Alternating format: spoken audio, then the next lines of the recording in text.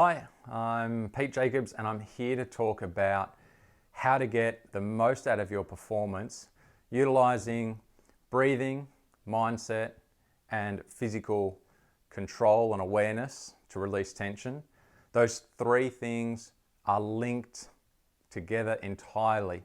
If your breathing changes, the tension in your body will change and your mindset will change. And vice versa, you pick any of those three and it will affect the other two. So I'm going to talk about how do we work on controlling those three so that they benefit one another rather than making it harder for yourself through influencing the next one and continuing that negative cycle of mindset, breathing, and physical tension. And how to get you running, swimming, riding like your idols. When you picture Usain Bolt sprinting to a world record, he's relaxed, his face is relaxed, his body's relaxed, his mind is relaxed, his breathing is relaxed. And at the end of the race as well, same thing. He's still really relaxed. And it's that what I'm going to try to get across to you now and talk about how you can achieve the same benefits of mindset, breathing, relaxation as Usain Bolt or any of your favorite sporting idols when you see them compete. Michael Jordan is another classic example of how relaxed he was, and he built that through a quiet confidence. I'm going to talk a lot about building quiet confidence because that's the mindset that you need to go into a race when you need to have that quiet mind, but confidence and foresight, that ability to see a split second into the future, what you're about to achieve, what you want to achieve. And so if you don't have a quiet mind and if you don't have quiet confidence, you're not able to see that happening ahead of time. So you'll end up making the wrong decisions. For me personally, my experience of having a quiet mind was never more prominent than in the morning of the Ironman World Championships. And my experience there was that I did have no thoughts going through my mind before the race. But that was something that I'd achieved through training, through thinking about what I wanted to achieve in training, visualizing. So I built up this calm, quiet confidence.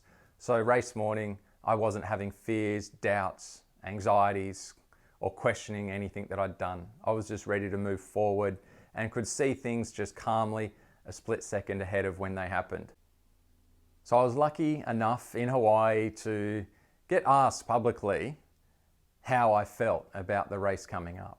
And so not only has I visualized those scenarios of the race in training, but I say lucky enough to be asked because when you get asked publicly and you feel obliged to share something honest and be open, and you really do have to think like what's inside, what do I really want, what do I really feel? And so talking about that before the race really did solidify how I felt about the race. So it's with anything. When you say it out loud, it becomes more real, it becomes more of a memory, and therefore your body will react to it the same way as if it was real, if it had happened.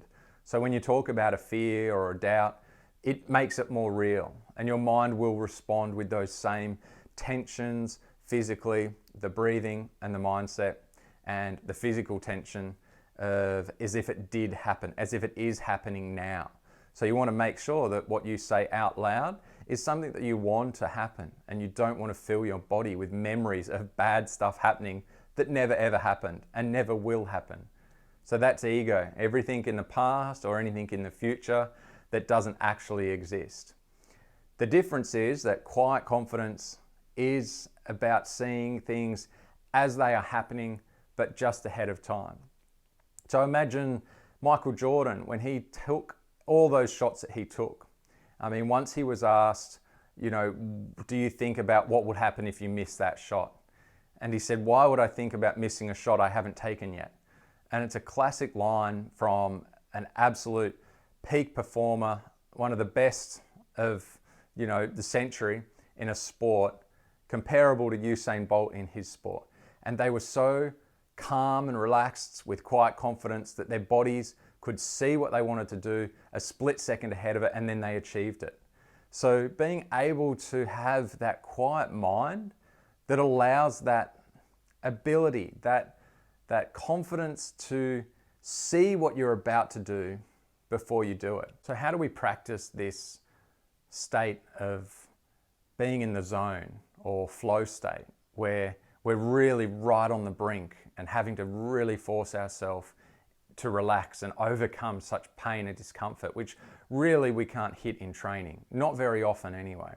And maybe none of us would ever want to hit that in training, but you get there in a race, particularly a long, tough race like an Ironman. And so we've got to use other triggers, other stress factors, like let's say, for example, short max efforts to train ourselves to be calm and confident and relaxed in that state of pushing really hard.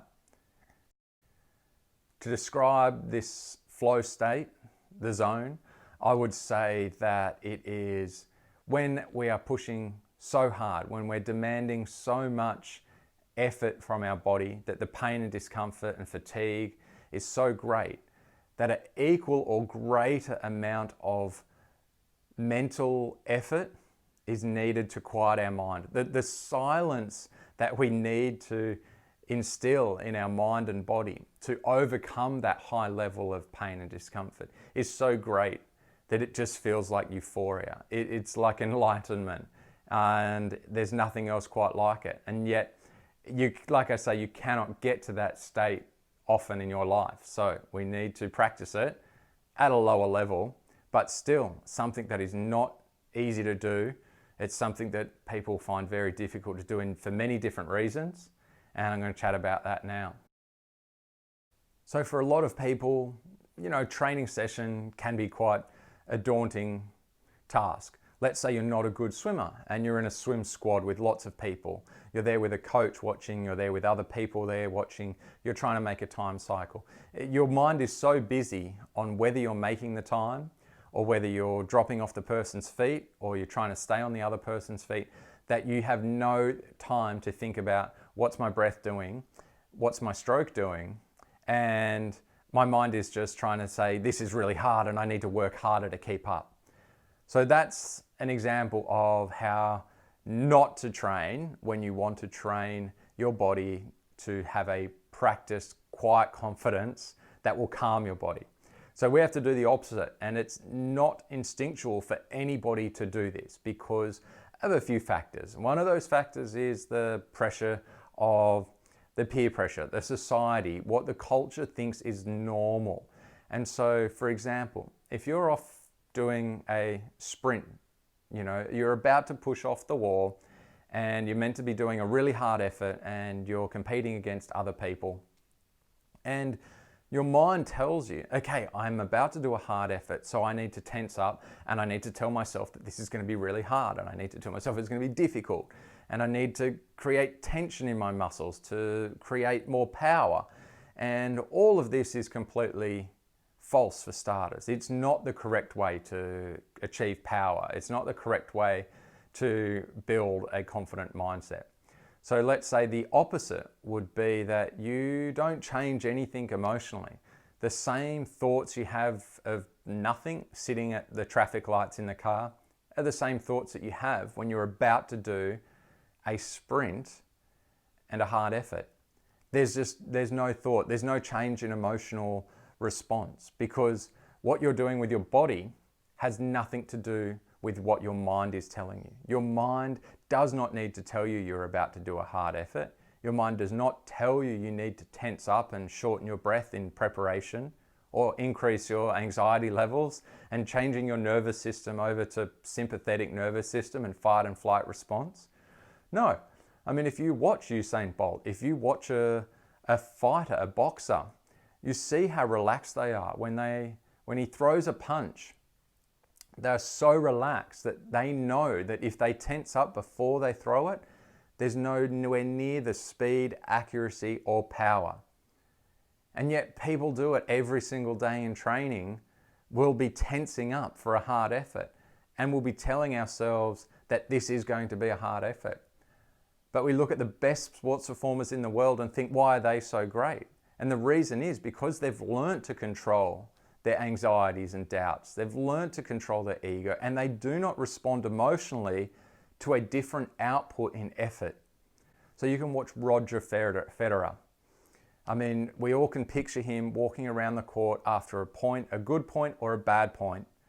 There's no emotional response. Before he goes for a massive serve, there's no emotional change in his body. He's not quickly breathing in short breaths. He's not tensing his teeth or his neck and shoulders.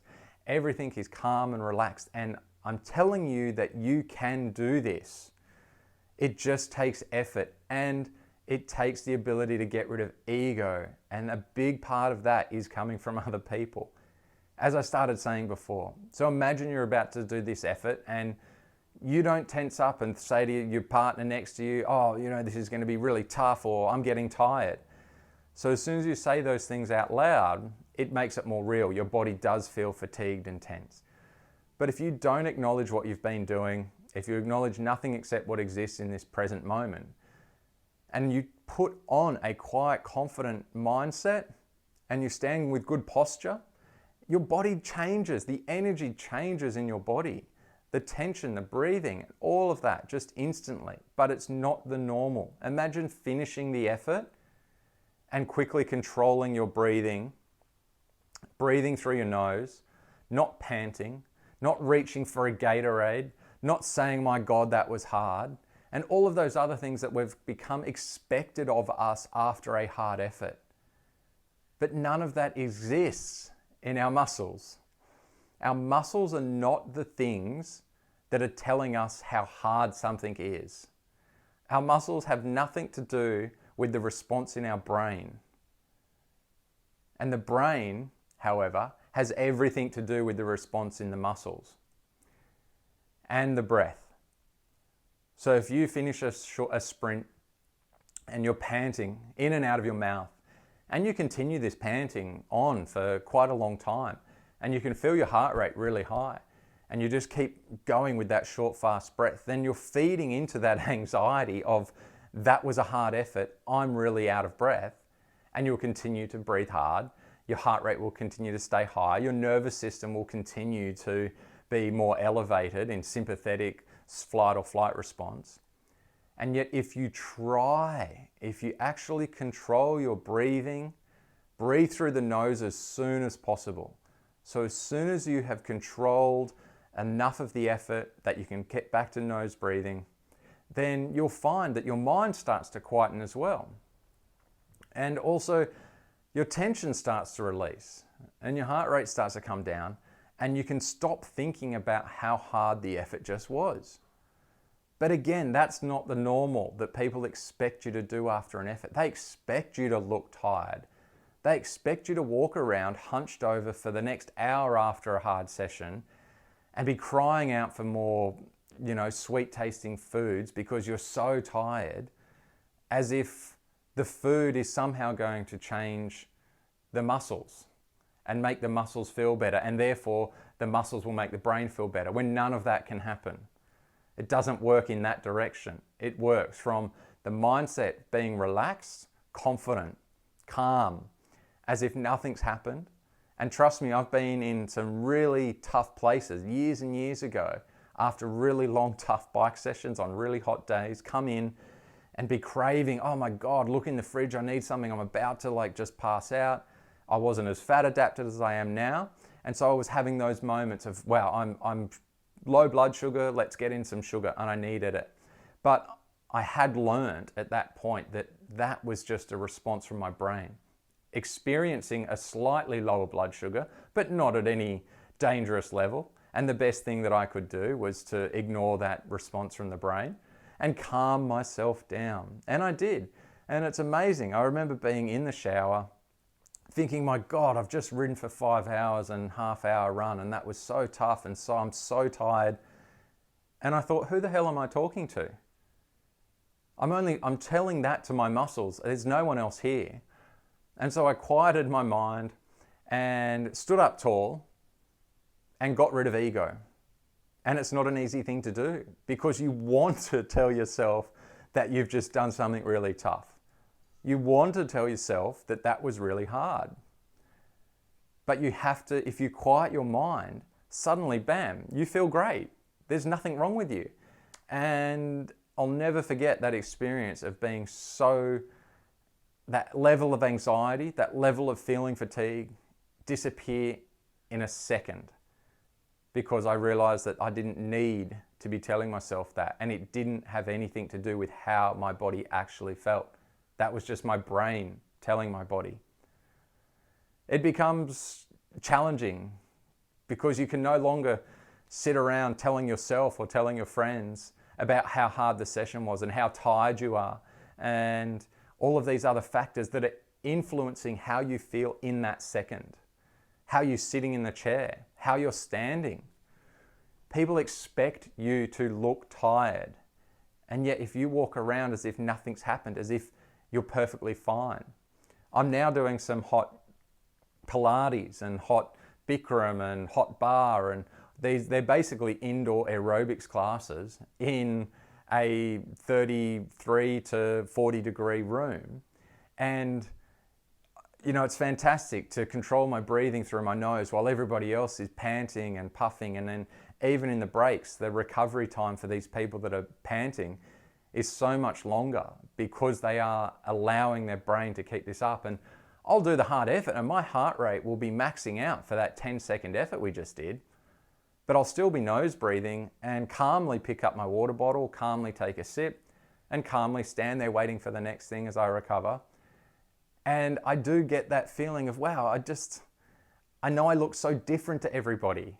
And it is different because you're not expressing to other people how you have just done an effort. And it's getting over that ego of expressing to people that you've just done an effort and expressing to yourself. Like I said, that's what I was doing in the shower, just telling myself how hard of an effort I just had for 5.5 hours in hot conditions, and yet it didn't exist. I forgot about it. I had good posture. I felt strong suddenly. And that's how you want to feel after any short, hard effort, any long race, any long effort in training, any short sprint that's about to happen. You don't need to change your emotional status. You don't need to think about how hard something is going to be or how hard something was. We all do it, and I will still do it to this day. I'll still have days where I feel a bit tired, and we'll get to the coffee shop and I'll be telling myself, I'm tired today and blah, blah, blah. But I genuinely am tired on those days. My brain is tired and I don't feel great, but I still work on controlling it. But I still have a lot of time, the most of the time, is I am working on feeling nothing. It's almost like being bored. It's almost like you've got less to tell yourself and tell others because you don't carry on about this tough session that you just did where you were really tough and now you're walking around all hunched over. If you're doing it and actually you're doing it and telling people, but you're telling them you did something great and you do it with good posture and you're feeling stronger for it, then great. That's good confidence building. But if you're doing it and your body language is saying that you're tired and you're hunching over and you're shorter than you should be and your breathing is shallower, and then you know that that's not anything to do with how your body actually is. That's just your brain's response telling ego, let's do this more and over again. If your mind is busy with thoughts of how hot it is, how far it is, how tough it is, how tired you are, then you're not going to be aware of your breathing. How can I work on relaxing my breathing? You're probably going to be carrying tension in your body because you're not aware of how tense it is. You're just becoming accustomed to it and you think that tensing is the answer to your brain saying it's hot and hard. And basically everything keeps triggering the next thing and you become accustomed and normalized into this position of mind and body and breath being tense and working hard. And if that's how you train, then that's how you'll race.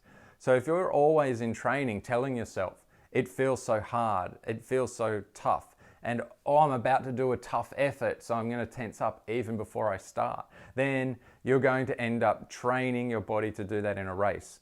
And it may work for you, but it also at the same time, you're not training your body to become more relaxed when it gets tough. And that's a better way to produce energy, to get the most out of your body, to not carry the tension and stress that will fatigue your body faster than if you've got a calm, relaxed, quiet mind, quiet confidence, relaxed mind, body, and a calm breath. So if you can practice these things in training, the connection between mind, breath, and body to always be calm, relaxed, and in control and aware. First of all, you're more aware of technique. So you can trigger small little changes, an inch here, a centimeter there, that changes the way your body is in the water, when you're running, cycling, what muscles you're activating. You're more aware, and so you can be more powerful. You're more relaxed, so you can be more powerful. And you're more confident, so you can do all of those things in a calmer state of mind, a calmer state of nervous system response, so that you're saving in a race, you will stay calmer for longer, and so you can save up your hormones for all the back end of the race. So those three things are to do. Keep your emotions the same. You don't need to change your emotional response with the effort that changes. It's easy to do this in the gym as well. Practice this if you're in the gym, when you're on your own, when you're in a group of people. You can do a max effort in the gym of the heaviest thing you can lift and do it without having any change in facial effort or tension in your shoulders. But if you're gritting your teeth and tensing your shoulders, you know that max effort isn't ideal. You should just drop it a tiny bit of weight and do something that you can do with no response in a relaxed state, and you're building up this amazing resilience to a high load, high power, high stress environment, but with no emotional change. And that's what you want to practice for race day. Being able to control your thoughts and quiet your mind. And if you carry tension in your body, you're going to inhibit your power, speed, accuracy, and technique. And carrying tension in your body will also trigger tension in your mind and tension in your breath, and that cycle of those three things inhibiting that state of flow, that state of pure energy and accuracy and ability and foresight and feeling and connection of what you want to do, and doing it is all going to be inhibited, and you're not going to be achieving as well as if you had that quiet mind, relaxed breath, and relaxed body. So there's no reason why you can't be in the same state of mind as Michael Jordan, as Usain Bolt, as Roger Federer. Picture what these guys are doing when you're training, so that you can practice what they practice so often and naturally. But because it came naturally to them, I mean, not to say they didn't work on it. It's one of those things that once you're aware of something, it's easier to build on that. It's easier to become a habit. So you catch yourself having the thoughts that you shouldn't be having. And then those things thoughts. So you have less and less and less thoughts that you need to catch yourself doing. And you become more of a habit in that positive mindset. And it doesn't even need to be a positive mindset. It just needs to be a quiet mindset with that quiet confidence of, I see what I'm about to do and I believe I'm going to do it and I want to do that. And that's all you need to do. Visualize in training. And I'll leave you just with a short little quote that I wrote on a blog about rate of perceived effort and exercise. And I'll just have to read it here. Your goal is always to become more aware, while at the same time thinking less. A quiet mind is more aware of the present. A relaxed mind and body becomes more aware of the feedback from one another and can be altered in tiny increments easily and constantly over and over as feedback is felt. Such is the control and connection that comes through practicing being present.